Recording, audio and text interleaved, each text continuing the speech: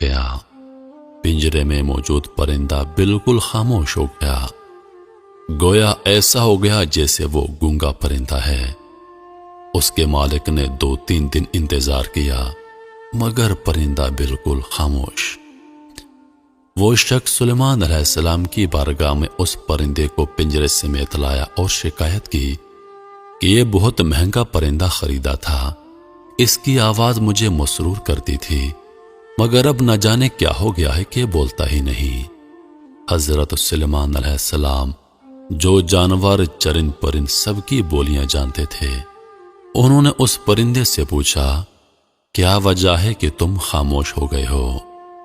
وہ پرندہ عرض گزار ہوا، اے اللہ کے برحق نبی، یہ شخص سمجھتا ہے کہ میں خوش ہو کر چہچہاتا ہوں، مگر حقیقت یہ ہے کہ میں دیگر آزاد پرندوں کو دیکھ کر روتا ہوں کہ اے کاش میں بھی آزاد ہوتا تو کتنا اچھا ہوتا، مگر یہ میری زبان نہیں سمجھتا تو یہ خیال کرتا ہے جیسے میں بہت خوشی سے گنگنا رہا ہوں۔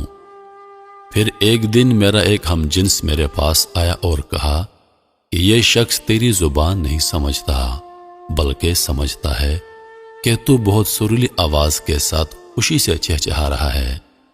اگر تم اس کی قید سے آزاد ہونا چاہتے ہو تو رونا چھوڑ دو، فریاد کرنا چھوڑ دو، بولنا چھوڑ دو، کیونکہ تمہارے الفاظ اس پر اثر ہی نہیں کرتے، کیونکہ یہ تمہارے درد کو نہیں سمجھ سکتا۔ بس پھر کیا تھا میں تب سے خاموش ہو کر صبر کر رہا ہوں۔ سلیمان علیہ السلام نے اس شخص سے کہا کہ پنجرہ کھول دو اور اس کو آزاد کر دو، کیونکہ اب یہ پنجرے میں کبھی نہیں بولے گا۔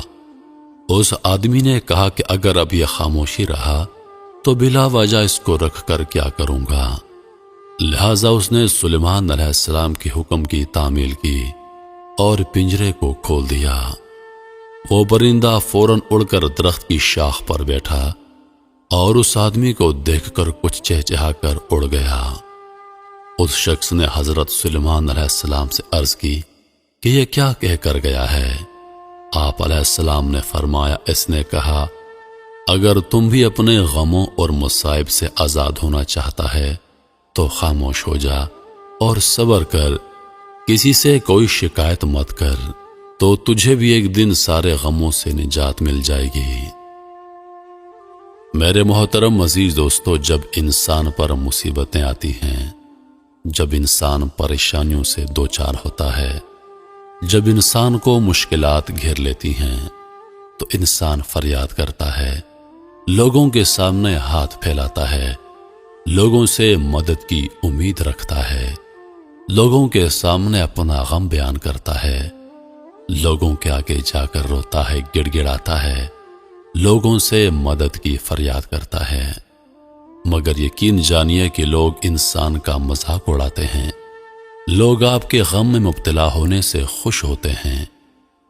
ہمارے معاشرے میں لوگ ایک دوسرے کو گرتا ہوا دیکھ کر بہت خوش ہوتے ہیں، مدد کرنے کے بجائے آپ کے بے بسی کا تماشا دیکھتے ہیں۔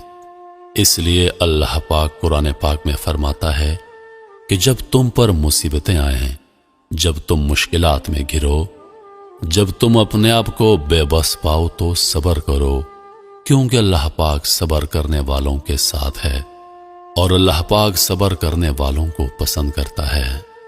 عزیز دوستو، صبر کیجئے اور اللہ سے بہتر کی امید رکھیے۔